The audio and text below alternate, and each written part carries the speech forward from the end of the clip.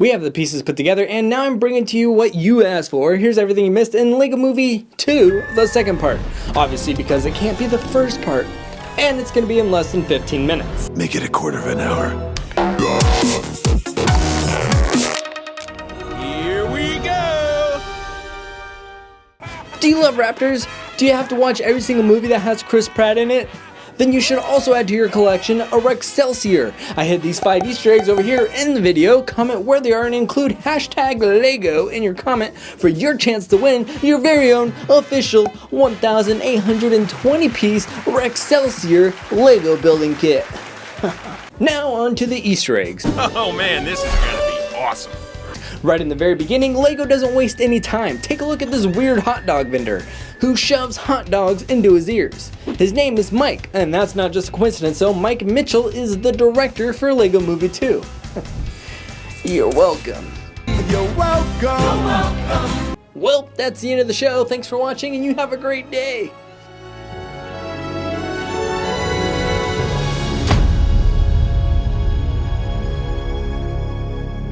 Wait, what? No.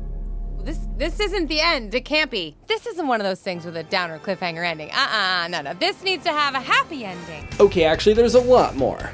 If you haven't seen the movie yet, consider this your spoiler warning. Let's first travel to the future part of the movie to talk about the time travel machines.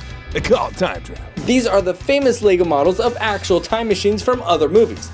This is Doc and the DeLorean from Back to the Future. Yes, of course. Bill and Ted are from Bill and Ted's Excellent Adventure. Excellent.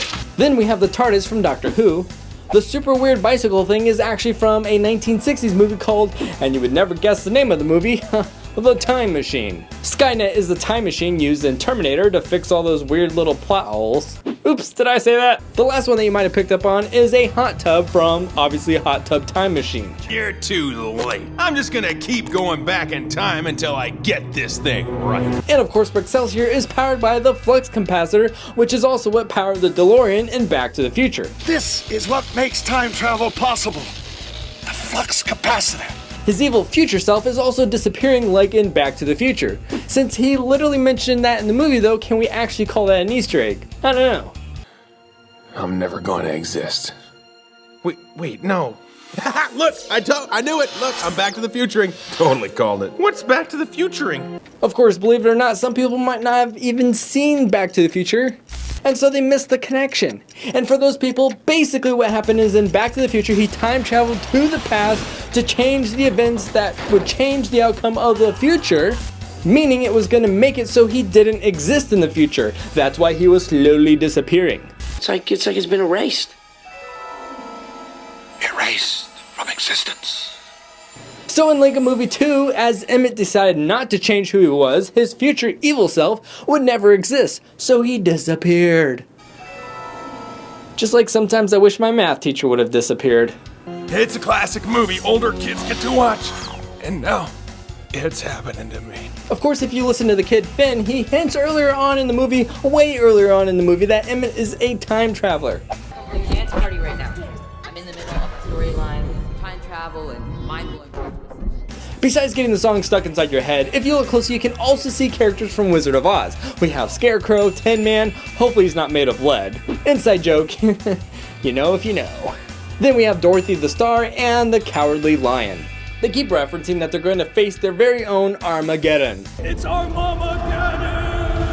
This is a reference to the 1998 movie Armageddon, and in case you haven't seen it, it's basically where we're all gonna die from a giant meteor.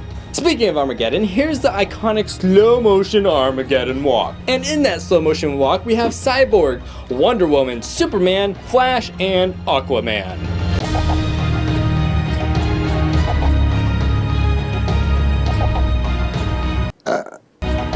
The movie Armageddon also has Bruce Willis and Ben Affleck. Affleck! Why does that matter? Well, because LEGO Movie 2 references Ben Affleck and Bruce Willis a lot. It's just hair. Look, if I pop it off, am I Bruce Willis now? I don't think so. Bruce Willis also played the main role in a movie called Die Hard, where he crawled around inside an air duct. Bruce? Willis, yeah. I spent a lot of time in air ducts. I definitely don't live up here. I have a home. Just scooch on by. We're at Affleck level hot. In Batman vs Superman, Ben Affleck was the man behind the mask. Sistar is obviously sister. But I'm sure you figured that one out, right? Right? And Finn's sister also has a pair of wings hanging on her closet door, just like General Sweet Mayhem. This explains why both the sister and General Mayhem are both trying to make peace to play together. I just wanted you to play with me. All we want to do is unite our worlds in peace. You still want to go back to the Matrix when you know the truth? What's the Matrix? It's a movie only cool, older, mature dudes like us have seen. What's the Matrix? It's the world we live in, right, Elon Musk? It's also a movie about a very cool dude who can dodge bullets. If you watch my video about the first LEGO movie, you know Chris Pratt is the voice behind Emmett, and there should be no surprise that Rex Dangervest is also voiced by Chris Pratt, partly because there's a bunch of voices in his head, and partly because it's obviously just a future version of himself. When trying to create the voice for Rex Dangervest, Chris Pratt found inspiration for his voice from a famous Western actor, John Wayne. And somebody ought to belt you in the mouth. But it seems that all of his future's past adventures are reflections of real adventures from characters that Chris Pratt played in other movies. Rex Dangervest. Galaxy defending. Like being a galaxy defender, obviously that would be a reference from Star-Lord from Guardians of the Galaxy and other Marvel movies, of course. Cowboy. Being a cowboy is from when he was Josh Faraday in The Magnificent Seven. Raptor trainer. Being a raptor trainer is reference to when Chris played as Owen Grady in Jurassic World. Building furniture. He also was a carpenter in Jurassic World Fallen Kingdom. Man of the soil. And we know he wants to be a farmer. Script doctor. You could also call him a script doctor because he often ad-libbed his lines in movies. The funniest line ever spoken on our show was improvised by Chris Pratt, which is when Leslie has the flu and she's being let out and he's just at the computer, he's filling in at Ron's desk, and he says, Leslie, I typed your symptoms into the thing up here and it says you could have network connectivity problems. improvised line. Whoa. And in case you didn't know this fun little fact, Chris Pratt has a really good relationship with Chevy. In fact, he drives a Chevy. Chris Pratt here. Check it out. It's moving day. Okay, let's address the elephant in the room. Well, at least Chevrolet is paying him to drive a Chevy. New Chevy Silverado. Pretty sweet. I do a commercial for Chevy Silverado. In fact, technically this is a commercial for Chevy Silverado. And we see a LEGO product placement for a Chevy truck in the movie. Subliminal marketing. They're brainwashing us. Of course, one could argue that the whole movie is actually product placement for Legos. It's pronounced Lego, not Legos. There's not an S at the end of Lego. Get your facts straight. You don't even play Legos. Archaeologist. But one question would be, when was Chris Pratt ever an archaeologist? Well, he hasn't. Yet. There's rumors that he's going to be playing a part in the Indiana Jones 5 movie that's yet to be made. Now, he could be Jones's apprentice, or he could be replacing Harrison Ford as the Indiana Jones. Seeing how Harrison Ford responded when he was asked about it by Variety, it makes me think he may be replacing Harrison. Is Chris Pratt joining the franchise? I think it's him or me. And I get it, Harrison is the legend for Indiana Jones. When you think Indiana Jones, you think Harrison Ford. But Harrison Ford is also 77 years old. Eventually, he's gonna have to pass the torch. Or the torch will pass him. Just saying. And having chiseled features previously hidden under baby fat. God damn, you got fat, sucker. I got fat. What did you eat? One of your kids? I'm sexy. Whoa. But who's Sharon? She's one of the co-producers. First baseman. He was also a first baseman in the movie Moneyball. Where's Cobra? Rocky. Quaid.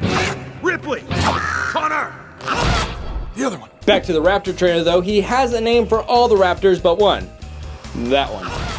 The other one. My guess is that his name is Boo. Blue. And if you look at the screen over here behind the Raptor, you're gonna see a little space joke. That is a 7-day forecast for the weather. In space, the temperature is always a constant negative 270 Celsius. And the movie ends connecting back to the first one. Honey, where are my pants? Honey, Where Are My Pants is a reference back to the first movie, obviously. Tonight on Where Are My Pants? Honey, where are my pants? I don't get it. If you haven't seen my other video, I covered all the secrets in the LEGO movie. Hello. Well, we've been talking for a while. I'm not sure why you're saying hello now, but fine. Hello. Today, Han12 asks, what song was your favorite? Not Evil? Catchy Song? Gotham City Guys? Or Everything is Awesome Remixed? Vote. If you caught the little inside joke, the person saying it's a suicide mission next to the mime is Harley Quinn. That's a suicide mission. This is a screaming reference to the movie that she was in, Suicide Squad. Of course you already knew that, right? Congratulations, you get a star! Let's look at Batman a little bit closer since he is better than Superman. Hey, Batman! How was your last adventure? Emmett asked Batman how his last adventure was, and his response is literally a reflection on his last adventure, which was Batman vs. Superman. And if you notice, they called it Batman vs. Superman instead of Superman vs. Batman because Batman is better. But back to the Easter egg. Good, really good. Saved the world. Again, learned the value of friendship. I lost, and I'm good with it. And it's totally on brand for me to be a loner with a broken heart. It's what the fans want, so yeah, no, I'm good with it. Just me and Alfred. He loved and lost. Of course, that sounds like every Batman movie, but he learned the value of friendship, so that's a little bit more specific for Batman. I will say it is nice that you have a vegan option. I don't know why they show Batman wanting a vegan option at a wedding though. Just because he doesn't eat nachos doesn't mean he's a vegetarian. Batman does not eat nachos! If you remember, he ate pepperoni pizza with the Teenage Mutant Ninja Turtles. It's pizza time. How many movies have they made about you? Because there are like 9 about me, and like 3 others in various stages of development. Batman also has way more movies about him than just 9. But then he said that there's 3 in stages of development? That's probably true, especially since we already know about the Batman, which is scheduled to release in 2021. There's more Batman tea though. With George Clooney level charm. He has George Clooney level charm, not only because George Clooney is good looking, but because back in 1997, he was Batman. And we're Oprah level rich. You don't believe you're Batman though, do you? Oprah, on the other hand, was never Batman to the best of my knowledge. I guess I've been told. And Val Kilmer lives. Val Kilmer was Batman in 1995. And then the legend Batman is Adam West, and that's why we see him in the classic version of Batman. I'm Selena Kyle. Batman also had a thing with Selena Kyle. I ain't no Vicky Val. Yep, Vicky Val was a girl Batman smooched with back in 1989's Batman. That's hot. Another thing is Batman has a sidekick named Robin. Emmett's sidekick is Rex, and they both have R's on their chest. Coincidence? I think not! But I don't like to talk about my backstory, so don't even ask. But according to LEGO, Rex actually stands for Radical Emmett Extreme. Lex, the guy making smoothies, is Lex Luthor, who is also in the DC world, and he's Superman's enemy. You recognize Abe Lincoln, I'm sure, and if you didn't know this, he is America's 16th president, and one of his most famous speeches was the Gettysburg Address, where he said 7 years ago. At least, I think that's how he sounded. They didn't have YouTube back then, I don't know. Stuck in the past, a quarter score ago. He also was killed in a theater from an assassin, and that's where they get the weird joke about having theater tickets. I had theater tickets tonight. Welcome to Shark Week. And Marvel not returning our calls. Well, that's interesting. Does that mean that the problems between Marvel and DC were going on for a while, fighting over Spider-Man? Only original Aquaman and unlicensed knockoff Larry Poppins. Well, I say a spoonful of salt helps the medicine go down. And if you want to help the medicine go down, a spoonful of sugar or a spoonful of salt are both garbage solutions. Instead, use a spoonful of honey because it is healthier. It has health properties, including reducing your allergies. Speaking of the whole Disney Marvel things, some of the other similarities that I'm seeing here is a superhero with a hammer. Of course, the hammer here isn't very strong, but then the same superhero has a giant axe. But the super punch looks a lot like something Thor would do. Master Breaker. Then when Emmett is going through the stairgate, he's surrounded by asteroids and he's saved by a father figure who destroys everything around him. Kinda reminds me of Guardians of the Galaxy. I can't hear you. I said, like Guardians of the Galaxy. Sorry, man, I'm just a little hard of hearing from listening to my mixtape super loud with no regard for my future hearing, because I live in the now. Rex also can't hear too good because he listens to mixtapes too loud. Oh, that sounds familiar. Oh yeah, and Emmett is literally flying a glove around. And in Marvel, basically half the universe died because he messed up taking a glove from a guy. Alfred, battle cars. Send out the battle car! Custom vehicle! Custom vehicle! The War Party is a reference to Mad Max with crazy people banging drums on cars. Let's all go to the lobby. So if you notice, the phone has a 6-digit password, and yeah, I watched it slow enough to see that the password is 13016. And unless my math is wrong, that means they are missing a number, so why in the heck did the phone unlock? I don't know. If you remember in Aladdin, you can't wish for more wishes. Ixnay on the wishing for more wishes. Well, apparently a shooting star lives by different rules. I always just wish for more wishes, because you can never have enough. And it seems that General Mayhem seems to have the same amount of power as Jafar in Aladdin because they both turned a ferocious feline into a little house cat.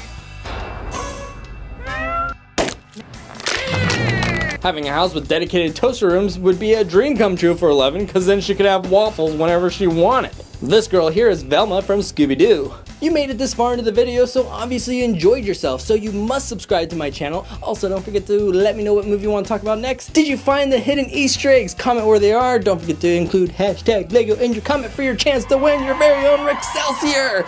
But remember, most importantly of all, gents and gentlettes, share a smile. They are contagious. By the way, this song is gonna get stuck inside your head. Hey, share a smile. They're contagious. Can you imagine a day without smiling? That would be outrageous. Thanks for stopping by and hanging out with Crazy Nate. Make sure to leave a thumbs up if he left you feeling great. Have fun and we'll see you next time. And don't forget to subscribe.